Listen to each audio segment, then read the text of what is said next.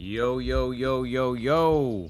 We're back for another episode of the Sticks and Stones podcast. Sticks and Stones is where we talk about life, we talk about love, and we talk about the brotherhood of the leaf. Premium tobacco products. So what are we talking about today, this morning? Hello. Cheerio, governor. Yes, I am enjoying my morning espresso with a cigar. And Lanceros have become really, really popular in the cigar world. And I mean, there is reason for it, but it's not for everybody, you know, putting that out there. I mean, me in particular just gave that a snippy, by the way. It's not for everybody. It's not my cup of tea. I don't gravitate toward Lanceros or any of the thinner diameter cigars. However, people love these things because they are quote-unquote full of flavor or flavor bombs. That's because there's not a whole lot of filler in this thing, right? You get there's a lot of binder and wrapper, very little filler. So it makes it more powerful. It makes it more flavorful. It makes the world go round, I guess, for a lot of people. I am smoking the Blackbird Cigar Company Cuco, and this is a Criollo leaf, mainly. I mean, Blackbird is a really cool company. Met the guys. This has actually been sitting in my humidor since October, by the way. At the time of this filming, it is currently March of 2026. So this has been in my humidor for a while. Just haven't had the time to smoke it. Like I said, it's not my cup of tea. So it's not like one that Lancero is not something that I run to go smoke. But we're gonna dance this around the flame. Dancing around the flame. How you doing? Shout out to the Team USA FIFA World Cup coming to Houston. That's a nice draw. That is a nice draw, which is kind of odd because Lanceros are known for a tight draw, not a very loose draw. This is actually this is a sweet draw. Wow, that is like effortless to pull. So like I said, there's a lot of the good shit in this, not a lot of filler, right? So if you think about it, a filler tobacco is exactly what it sounds like. I mean, it's self-explanatory. It fills the gaps. It fills the space. It's kind of like not the greatest tobacco of the plant or not the greatest tobacco in the house. That's why they use it to fill the vitola. They use it to fill the space. So, you know, the powerhouse stuff is the binder and the wrapper. And this is very little, if at all any, filler and all binder and wrapper. Which the wrapper is like the pretty shit. I mean, that's the good shit that looks the best. Nobody wants a ratchet-ass leaf to be wrapping the outside of your cigar. I'm not gonna lie, guys. This thing is pretty fucking good. The experts say that the Lancero burns slower and cooler, which if you're not a fan of hitting that hot smoke, this would probably be something you might want to look into, a Lancero, or something of a thinner gauge, smaller ring. A Lancero is also a lot tougher to roll, right? So it's a lot easier rolling a cigar that's, you know, a 60 ring or a 52 ring or 54 ring. There's a lot more space. There's a lot more forgiveness in the roll. You know, when they're rolling the cigar, you have a lot more forgiveness when it's a bigger ring. You don't got that much room for error when you're rolling a little guy like that. For those of you watching on YouTube, little guy like that. I mean, this one cigar is changing my mind about Lanceros. I might just buy a box of these and stick with these for my go-to Lancero. I mean, that's how good this is, guys. So if you didn't know, Fidel Castro actually preferred Lanceros opposed to anything else. So he was a big Lancero fan. Let's see. Let me search something on the Google machine. Most popular Lancero cigars. Let's see what pops up. The Oliva Series V Lancero. Okay, I get that. Tuaje Black Label Lancero. I get that. Padron 1964 Anniversary Lancero version, which, honestly, I'm a huge Padron fan. If we are going to go, you know, top echelon Padron, I usually go the Family Reserve 1926.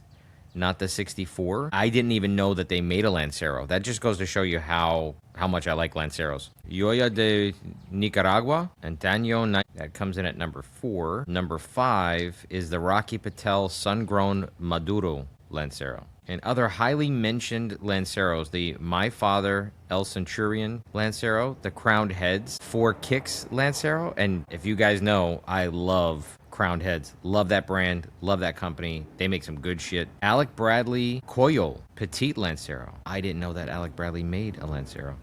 The GOAT and Castro's favorite cigar, the Cohiba Lancero. For those of you that don't know, the Cohiba is the originator of the Lancero size, but apparently is legendary status. Very interesting. Very, very interesting. I'm very excited for the PCA show, guys.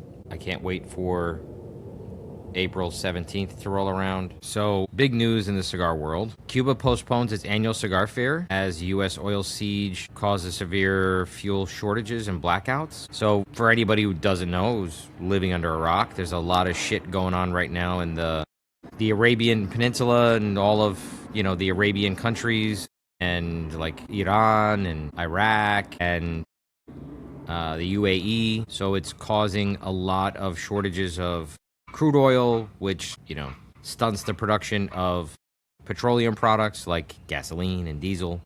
So that has put a halt or a postponement to the Cuba Cigar Festival or Cigar Fair, called the Habanos Festival. So it's one of the biggest cigar events in the world, cause being fuel shortages and blackouts. I know Cuba is not one of the most reliable countries when it comes to grid, their power supply and power sources and stuff.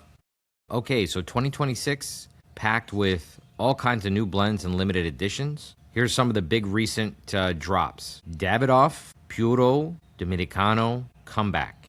The Casa Carrillo Deep Blue LE 2026.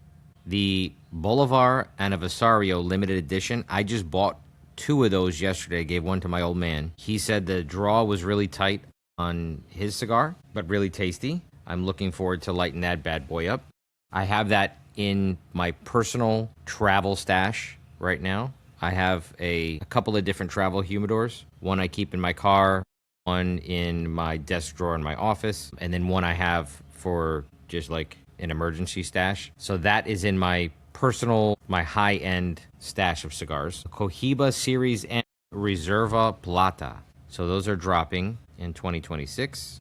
Other big news, the premium cigar boom continues. Over 400 million premium cigars produced recently. Growth is driven by boutique brands, Nicaraguan and Dominican cigars, and people trading up to higher end sticks. Now, there's also some things going on about cigars being investments. Guys, if you hold on to the right sticks, they appreciate tremendously. So that's like a thing that's going on now. There's, all kinds of pre-embargo sticks that are selling for thousands and thousands of dollars, and specialized humidors that were filled, like a special run of cigars are selling for like 50,000 or more. I mean, you can't get that kind of return. And look, wealth managers and stock people, don't come after me, but you can't get that kind of return in the stock market or the bond market. Let's see.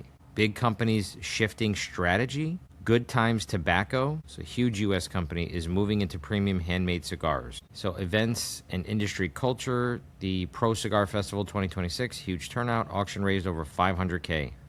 So one of the biggest trends right now is limited editions and small batch cigars. I mean, duh. Nicaraguan heavy blends dominating flavor profiles, aged tobaccos, and unique wrappers like Sumatra, Habano, Maduro. Let's see what the Google machine says, what's actually worth buying right now.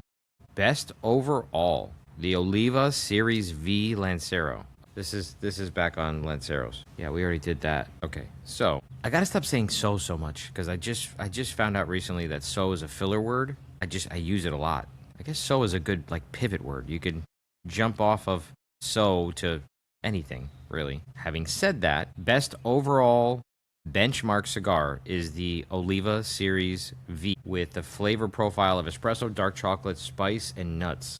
Built with aged Nicaraguan Ligero, which is the strongest of the leaf of the tobacco plant. But then the best premium grade is the Oliva Series V Melanio, which won #1 cigar of the year, which is a big deal in our world. More refined and balanced than the regular Series V. Still rich, but smoother and more elegant. I like elegant. I've been called elegant. Best serious smoker brands. Always worth it. My Father Cigars. I'm not going to argue with that. Highly respected Nicaraguan cigar known for craftsmanship bold flavor and consistency. Run by Don Pipin Garcia, one of the most respected blenders. I agree with that. Rich, peppery Nicaraguan profiles, excellent construction. Agreed. Best everyday premium, value plus quality. Oliva in general, so the Series V, the Series O, and the Series G are up there. One of the most trusted tobacco families in the industry. Great balance of price, flavor, and consistency. Oliva's killing it right now. It's in every category. And Oliva is known for the medium to full body cigars, which I love. That's my home. That's my lane. That's my alley. What is not worth it right now? Random limited editions with no track record. Overpriced boutique cigars. I really don't go by the price. I don't go by, boutique or $100 stick. Not about it. Really don't care. Giant ring gauge cigars. 60 ring plus. That mute flavor. Don't agree with that. I beg to differ there. Cuban cigars at inflated prices. I definitely agree. Definitely agree with that. My two favorite Cuban cigars, and I've tried a lot of them, is the Monte Cristo number 2 and the Partagas Series 4. I love those cigars. Cubans anyway. This is I wouldn't say a low, slow burn. I would say it's a cooler burn. To me, it's kind of like on pace with some of the 60 gauges that I smoke. So I wouldn't say that it's slower, but I do see that it's cooler, which is a more enjoyable smoke. For some reason, that hot smoke amplifies the chances of hitting that nicotine poison, which if you've ever gotten it, it's not an enjoyable experience. You get dizzy, you get cold sweats, you feel nauseous. Sometimes you call Ralph. I've done it multiple times. There is a way to get out of nicotine poison quickly, and that is a shit ton of sugar. So if you're ever smoking a cigar and you start to get lightheaded, you start to get dizzy, some people get the jitters, and you start to feel nauseous and whatever, grab yourself a sugary soda or some kind of a drink like that and pound that back. And it doesn't hurt to have like a hard candy, like a Werther's caramel or piece of hard candy or chocolate, like a milk chocolate. Flush your system with sugar. That'll straighten your ass right up. Life. Let's talk life. So PCA, the Premium Cigar Association show, is going down in New Orleans. Very excited about that. It's going to be my first PCA. Very excited about that. I am headed back home for New Jersey for a little bit on a business trip. First week in April. So very excited about that. Very excited to see my friends, some of my family, visit some clients, and hit as many cigar shops as I possibly can, lounges. Definitely going to be hitting Sticks Cigars in Somerville and Rahway, New Jersey. Definitely. I land in New York, so most definitely going to hit the Carnegie Club. Yeah, as far as big, life things, that's pretty much it. With my life, everything is new and expanding every single day.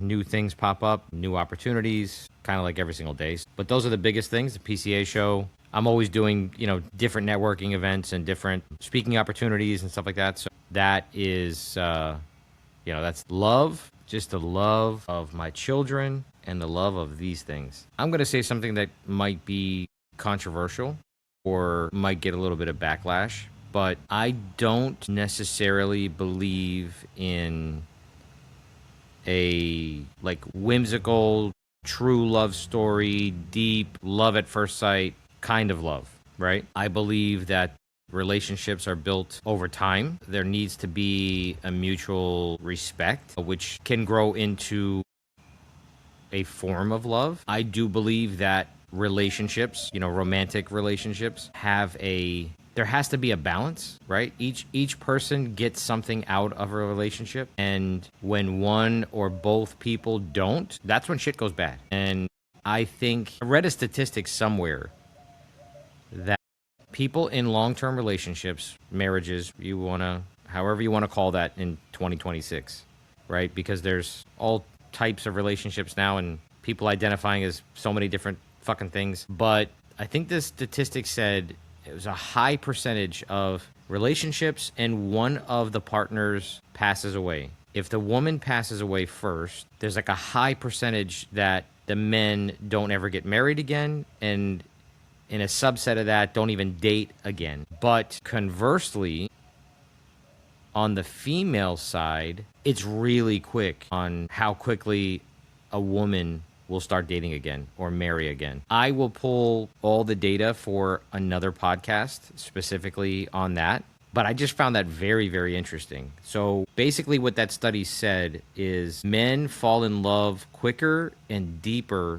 than women do. So I mean, we all know this. Men are visual and women are mental. I mean, no joke. I mean, no pun intended. So, and I'm not general. This is not pointed at anyone in particular, and it's not going after anyone. I'm just, speaking what pops in my head. And basically what the study says, not me. I mean, I didn't do this study. I don't have the data. I didn't, poll all of this and interview all these people.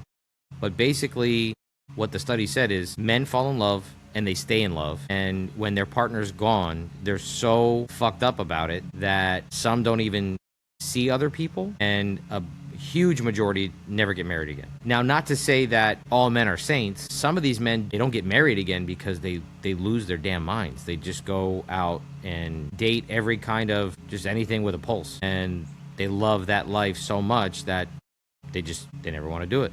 They never want to get married again. Which I think we all know some people like that, especially men who were in marriages that ended very badly in divorce. Those guys, a lot of them don't get married again. And it's like the number one thing they'll say. Why should I do that again, right? Give half my shit to someone else that, quote unquote didn't deserve it. But it's amazing how quickly a woman will move on. And I'm not just saying specifically upon death. I'm saying studies show women move on rapidly from a relationship. So what does that mean? Like, I don't know. I'm not a professional. I'm not a couples counselor or psychologist, psychiatrist, or anything like that. But I find that very interesting. I find it very interesting that women will move on rapidly and men don't. Kind of deep shit over a cup of coffee. I know. Tell me about it. Any hooser. This thing is holding in really good, really, really well. I have noticed the smoke production go down considerably,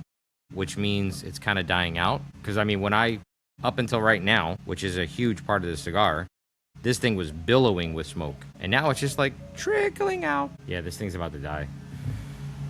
I'm going to take the band off, which all of the Blackbird bands, I mean, their story is really, really cool. All of their cigars have these big wide bands. All their cigars are named after a bird, which if anybody follows Tim at Cigars Daily in Arizona, I met the guy, really, really nice guy. They just did a collaboration. Cigars Daily and Blackbird did a collaboration, and his cigar is called Cock of the Walk, and there's like a big rooster on the box. It's really cool. It's a really cool box. Cool art.